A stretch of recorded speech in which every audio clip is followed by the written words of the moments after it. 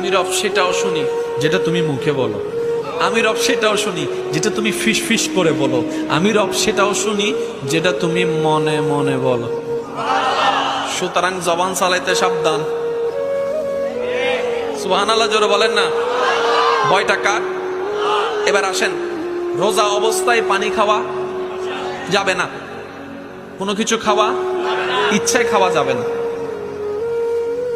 আচ্ছা সত্যি করে একটা কথা বলেন তো, রমজান মাসে আমরা দুপুর বেলা 2টা-3টা বাজলে, যেহেতু রমজান এখন গরম বেশি, তৃষ্ণা লাগে কি লাগে না?